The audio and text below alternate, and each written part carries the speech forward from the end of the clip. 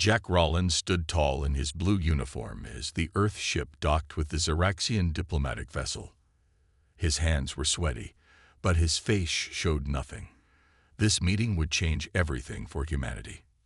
"Remember," said Admiral Peters through Jack's earpiece, "we need their technology.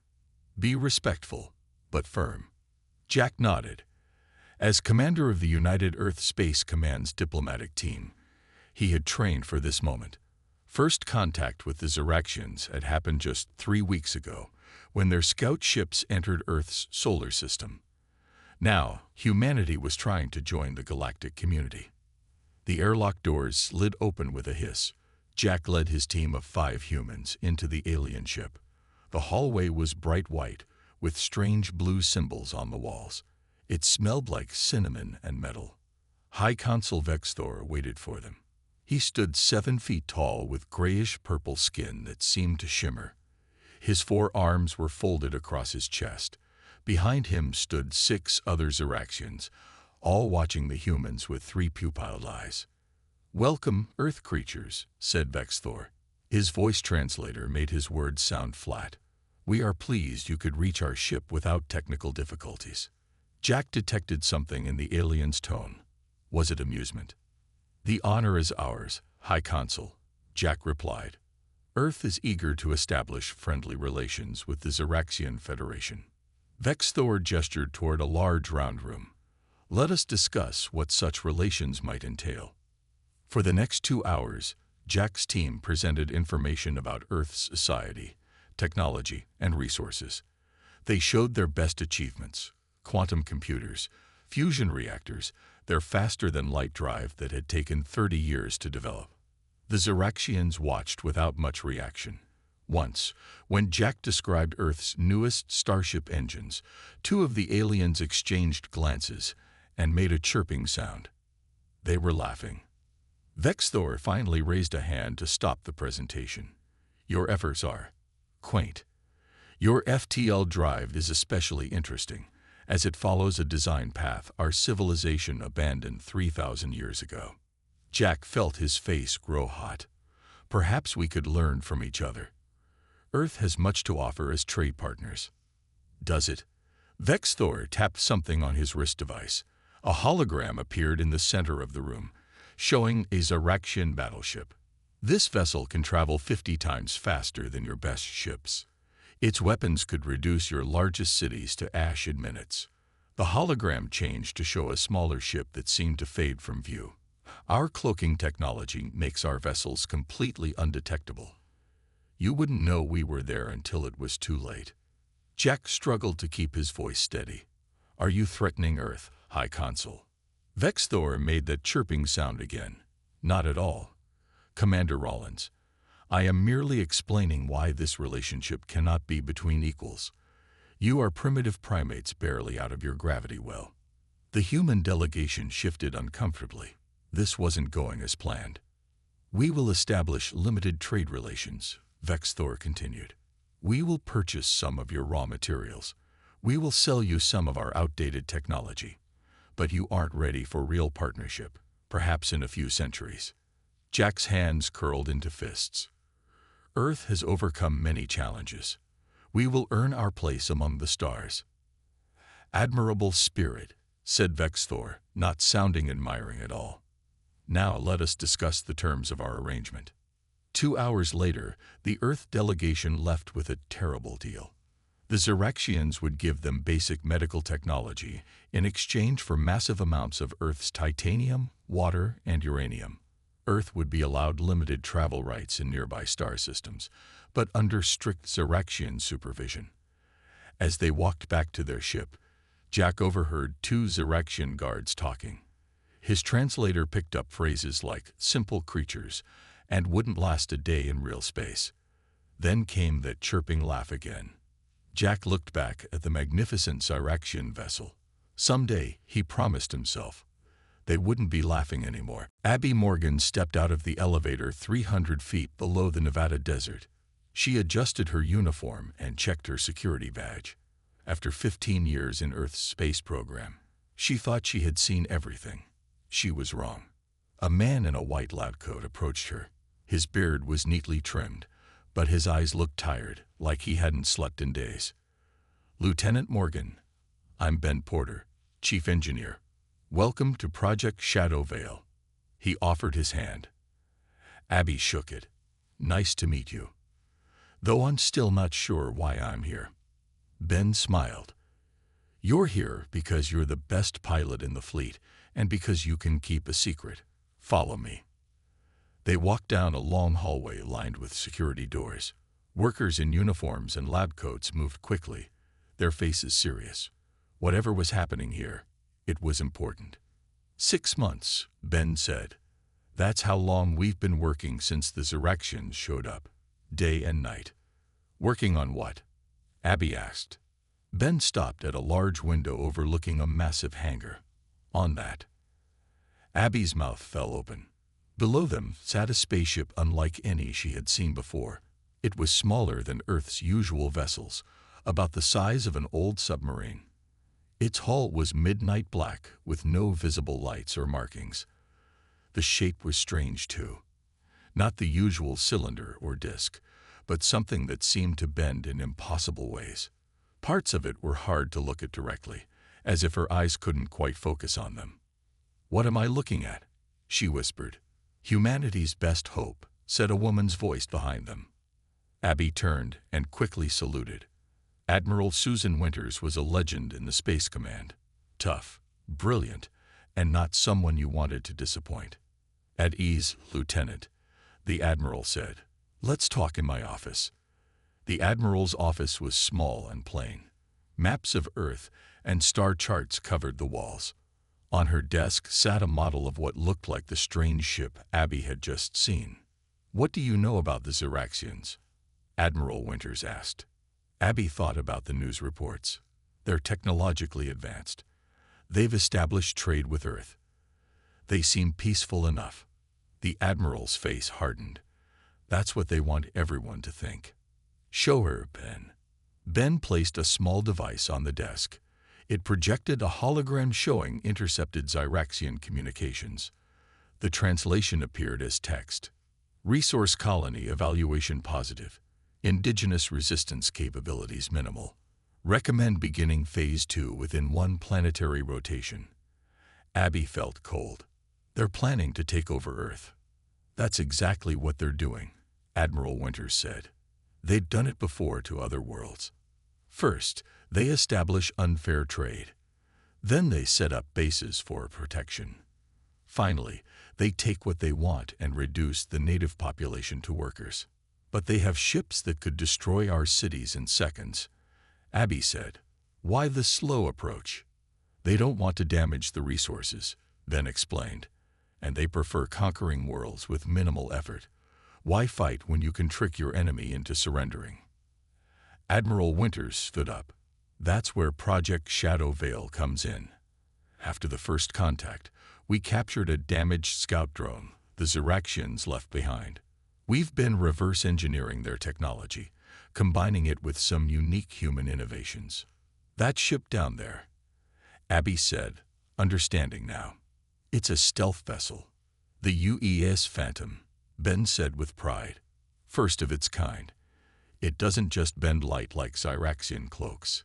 It uses what we call a void embrace system that absorbs all detectable emissions. It's invisible not just to eyes, but to every sensor we know of. We need a crew," Admiral Winters said, looking directly at Abby. "Small, elite, people who can handle a dangerous mission. You've been selected as executive officer." "Who's the captain?" Abby asked.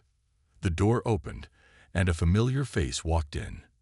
Jack Rollins, now with captain's bars on his uniform, looked more serious than when Abby had last seen him at the academy. "Hello, Lieutenant Morgan," he said, ready to disappear. The UES Phantom floated silently in the darkness of space. Inside, Captain Jack Rollins sat in the command chair, watching his small crew work at their stations. After 3 weeks of training, today was their first real mission.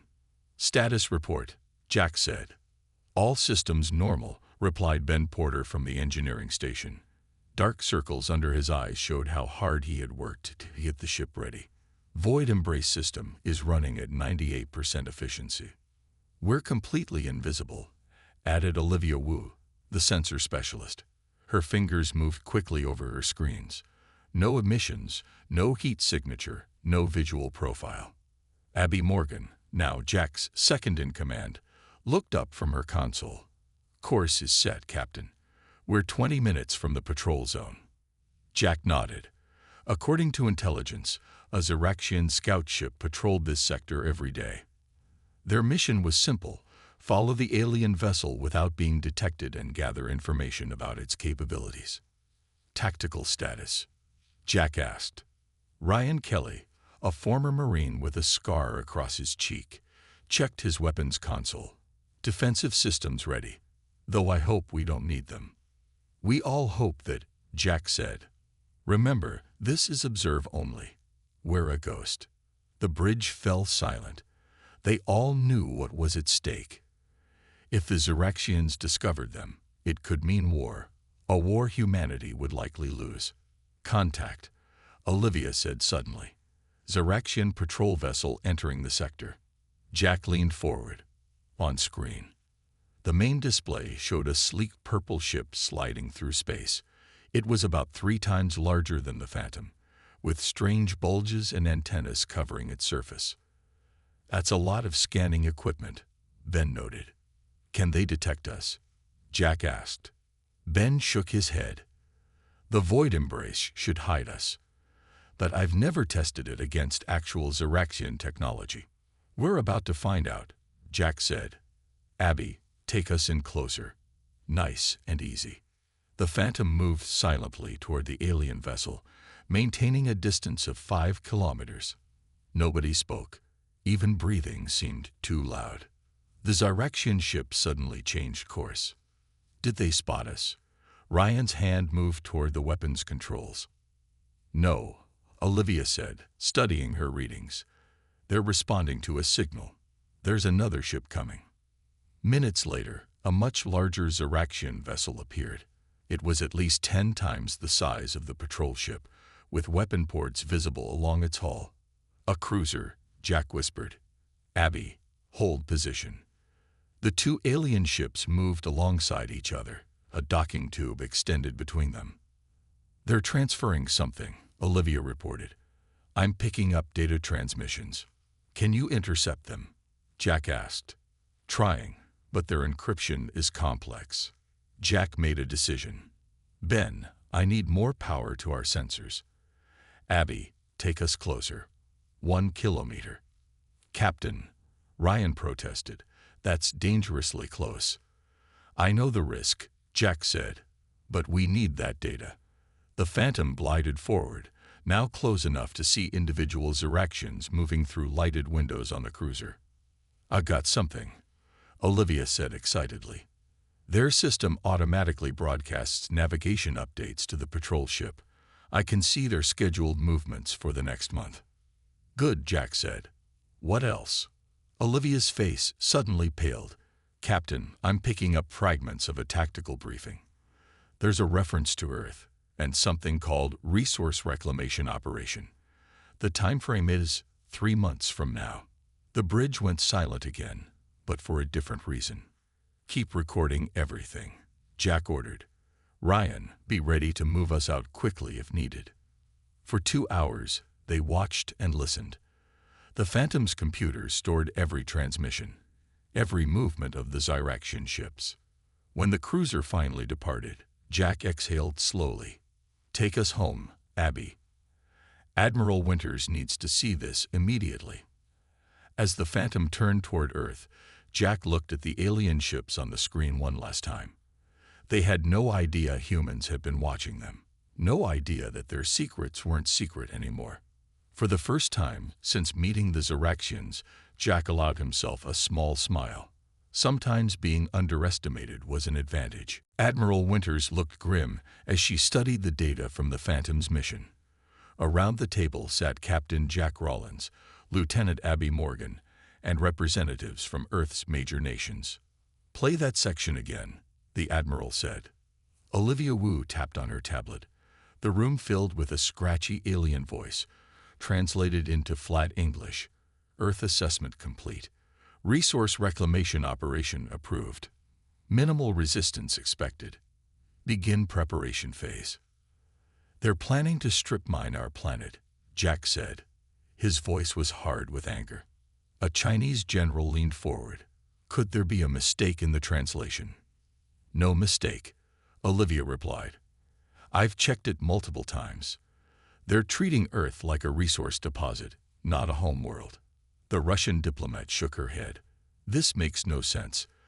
The Xeraxians have offered us generous trade terms.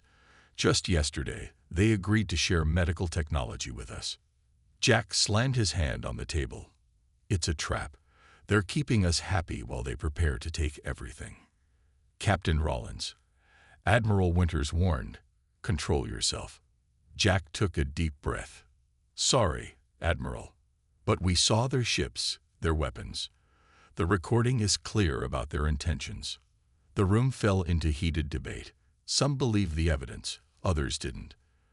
The Xeraxians had approached each nation separately, offering different deals, playing countries against each other. When the meeting ended, only Admiral Winters and Jack's crew remained. They don't believe us, Abby said, or they don't want to believe us. It's easier to accept Xeraxian gifts than face an uncomfortable truth, the Admiral replied. Humans have a talent for ignoring danger until it's too late.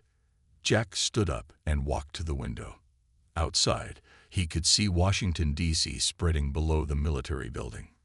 People walked on the streets, living normal lives, unaware of the threat hanging over them. What do we do now? He asked. Admiral Winters studied a star chart on the wall. We need proof that no one can deny. Something that shows the Xeraxians' true plans to everyone at once. Maybe we already have it, Ben Porter said. Everyone turned to look at the engineer. During our mission, I noticed something interesting about the data transmissions. The Xeraxians are planning a big diplomatic event next month. Representatives from many species will attend. They're calling it the Galactic Cooperative Summit. How does that help us? Ryan Kelly asked. Because, Ben continued, they're going to present their plan for organizing the sector. I bet they won't mention turning Earth into a mining operation. Olivia's eyes widened. If we could be there, with proof of their real intentions. Impossible, the Russian diplomat, who had stayed behind, interrupted. The meeting is on Xerax Prime, their homeworld. It's in the heart of their empire, protected by their entire fleet. A slow smile spread across Jack's face. Unless no one knows we're there. Admiral Winters caught his meaning immediately. The Phantom. No ship has ever penetrated Xeraxian space uninvited, the diplomat said. No ship they could detect, Jack corrected. The Phantom is different. Admiral Winters paced the room, thinking. This was beyond risky. If caught, it could mean war. If they did nothing, Earth would become a Xeraxian colony anyway. How long would the journey take? She asked. 3 weeks at maximum speed. Abby calculated. The Void Embrace system isn't designed for such prolonged use, Ben warned. I'd need to make modifications. Jack looked at each of his crew members. This would be completely voluntary. The danger level is extreme. I'm in, Ryan said immediately. Me too, Olivia added. Someone has to keep the ship running, Ben shrugged. Abby nodded. We're a team, Captain. Admiral Winters stared at Jack for a long moment.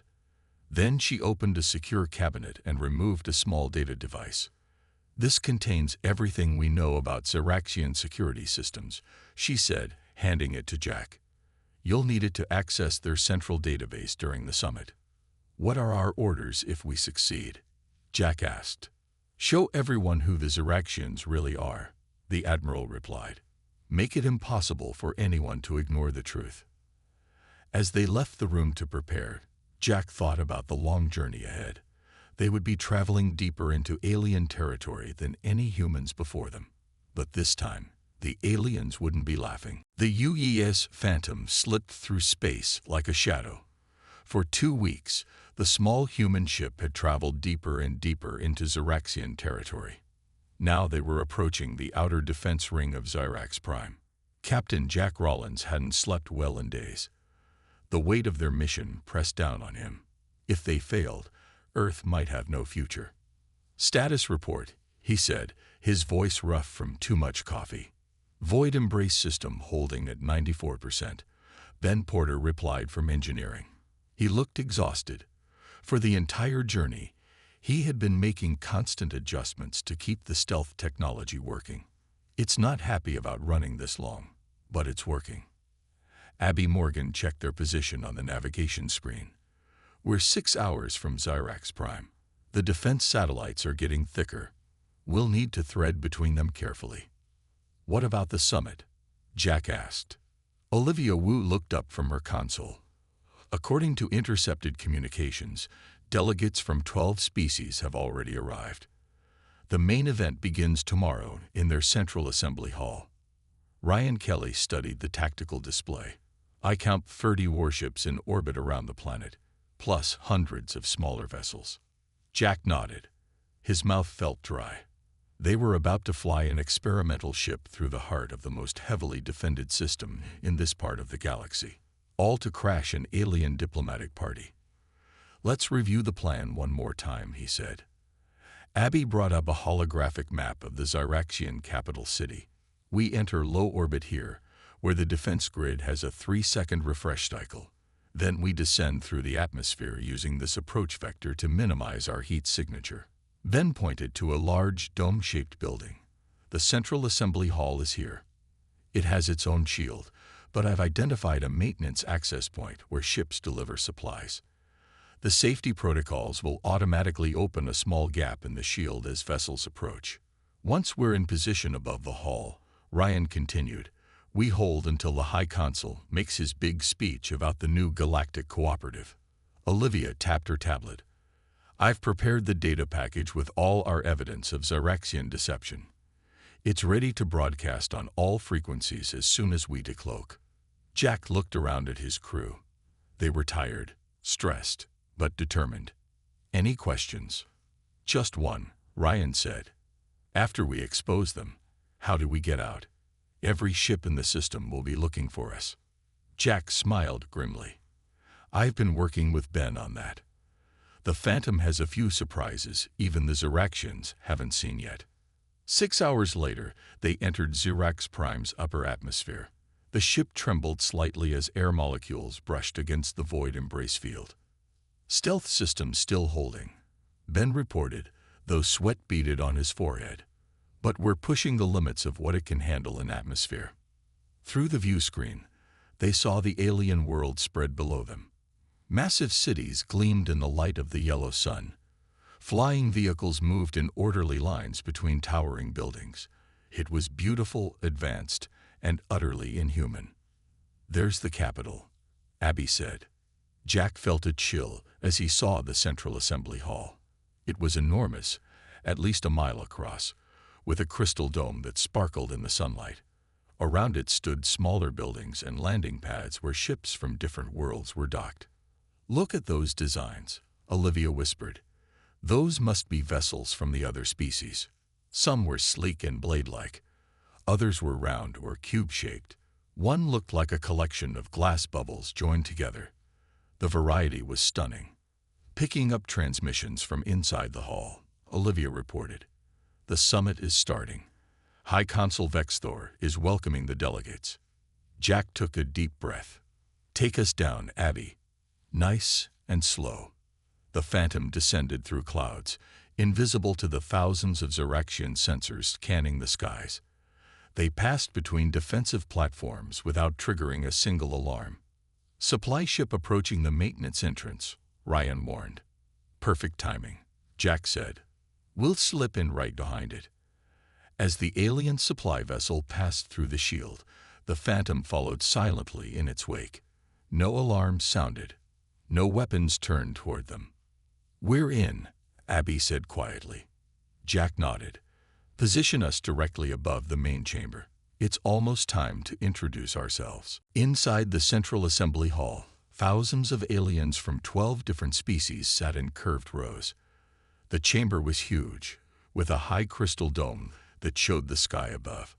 In the center stood a round platform where High Consul Vexthor addressed the crowd. Unknown to them all, the UES Phantom hovered silently above the dome. Inside the ship, Jack and his crew watched the proceedings through the hall's own broadcast system. "Look at them all," Abby whispered. The variety of aliens was amazing. Some with multiple limbs, others with scales or fur, some floating in special tanks. Olivia worked furiously at her console. "I'm tapping into their translation system. Everyone in that hall hears speeches in their own language." Vexthor spread his 4 arms wide. "Friends, allies, partners in this great galaxy, today we begin a new chapter in our shared history. The Xeraxian Federation offers its protection and guidance to all civilized worlds through our new galactic cooperative." The alien's voice was smooth, confident. Many delegates nodded in agreement. "For too long, our sector has suffered from disorder and conflict. Some species waste resources on pointless wars. Others lack the wisdom to use their planets efficiently. Under Xeraxian leadership, all will prosper." Jack's jaw tightened. They're planning to do to everyone what they want to do to Earth. Ben looked up from his engineering station. "Captain, I've been analyzing their security systems. They've got an interesting blind spot. They're so focused on detecting energy signals that they've overlooked basic physical principles." "What do you mean?" Jack asked. Ben pointed to a diagram. "Their sensors are optimized for detecting specific energy patterns, the kind most advanced civilizations use. But the way we modified our Void Embrace system falls outside their detection parameters. It's like they've developed such specific expectations about how ships should work that they can't see alternatives. They've become too specialized," Ryan said, understanding. "Too sure of themselves." "Exactly," Ben replied. "They've been the biggest power for so long, they can't imagine being surprised." On the screen, Vexthor continued his speech. "Some primitive species will require more guidance than others. The humans of Earth, for example, are barely worth consideration. Their technology is laughable. Their society, chaotic. Without our help, they might destroy themselves in a century." Laughter rippled through parts of the audience. "They're talking about turning us into a mining colony while laughing at us," Abby said, her voice shaking with anger. Jack checked the ship's systems one last time. "Are we ready?" Ryan nodded. "Defensive systems charged and ready." "Data package prepared for broadcast," Olivia confirmed. "Void Embrace can be disengaged instantly," Ben added. Jack took a deep breath. "Let's show them what humans can do." In the hall below, Vexthor was listing the benefits of Xeraxian control. "Our superior technology will manage resources across all worlds. Each species will serve the greater good according to their abilities. Of course, the Xeraxian Federation will oversee all operations, as we alone have the wisdom and experience to begin deactivation of Void Embrace," Jack ordered. "Olivia, prepare to broadcast on my mark." The Phantom's stealth field began to fade. The black ship became visible through the crystal dome, directly above the gathered delegates. In the hall, one alien with 6 eyes looked up and froze. Then another noticed. Within seconds, a wave of shocked murmurs spread through the crowd. Vexthor stopped mid-sentence, confused by the disruption. Then he followed the stairs upward. The High Consul's 3 pupilled eyes widened in disbelief. "Impossible." Jack smiled grimly. "Olivia, open a channel to the hall's audio system. Let's introduce ourselves." On the main screen, they could see the reaction as their ship became fully visible. Delegates were standing, pointing, some backing away in fear. Security forces were rushing toward weapon emplacements. "Channel open, Captain," Olivia said. "You're broadcasting to the entire assembly." Jack stood tall. This was the moment they had traveled across the stars for. The moment to show that humans would not be underestimated again. "Greetings from Earth," he said, his voice echoing through the massive hall. We thought it was time we joined the conversation about our future. The Central Assembly Hall erupted into chaos. Delegates jumped from their seats, security forces raised weapons, and High Consul Vexthor's face turned a dark purple with rage. "How dare you invade this sacred gathering?" The Zyraxian leader shouted. "Guards, destroy that human vessel immediately." Weapons locked onto the Phantom, but Jack remained calm. "Before anyone does anything foolish, I suggest you all listen. We bring information that concerns everyone here." From his station, Ryan reported, 5 defense platforms targeting us. Shields holding. "Olivia, start the broadcast," Jack ordered. Olivia sent the data package. Suddenly, every screen in the assembly hall filled with images and text, intercepted Zyraxian communications, secret plans, and recordings from their previous meetings with Earth. "What you're seeing," Jack announced to the stunned delegates, "is the true Zyraxian agenda. Not partnership, but conquest. Not cooperation, but exploitation." On the screens, the aliens could see Zyraxian officers discussing how they would strip resources from various worlds, including those represented in the hall. They watched recordings of Vexthor laughing about the primitive species he was manipulating. "This is human trickery," Vexthor shouted. "These recordings are fake." A delegate with blue skin and 6 arms stood up. "Then explain why I recognize those plans for my homeworld, Consul. Those mining operations you promised would benefit us look very different in your private discussions." Another delegate, this one floating in a special tank, bubbled angrily. "You told us humans were dangerous and unpredictable. Yet here they are, showing us your lies." Jack kept broadcasting. "The Zyraxians have been following the same pattern for centuries. First, they offer limited technology and protection. Then they establish bases on your worlds. Finally, they take what they want and reduce your people to workers or worse." In the Phantom, Abby watched the reactions of the various species. "It's working. They're listening to us." Ryan pointed to his screen. More ships moving into orbit. Zyraxian battle cruisers. "Maintain shields," Jack said. "Continue the broadcast." In the hall, Vexthor was losing control of the situation. Delegates were shouting questions at him, demanding explanations. Some were already leaving, rushing to contact their homeworlds. "Enough of this," Vexthor screamed. He pressed a control on his wrist. "I will not allow humans to ruin centuries of careful planning." Alarm signals blared through the hall. Heavy metal shields began to close over the crystal dome, blocking the Phantom from view. "They're sealing the hall," Ben warned, "and jamming our transmission." Jack gripped the arms of his chair. "Override their systems. Keep our message going as long as possible." Olivia's fingers flew across her console, rerouting through their emergency channels. They can't block everything at once. Below them, security forces were surrounding delegates, trying to herd them back to their seats. But the damage was done. The evidence was too clear, too damning to ignore. "Incoming," Ryan shouted. Multiple missiles locked on our position. Jack didn't hesitate. Evasive maneuvers. Activate countermeasures. The Phantom jumped sideways as the first missiles approached. From the ship's hull, tiny drones shot out, intercepting the weapons and causing them to explode harmlessly away from the vessel.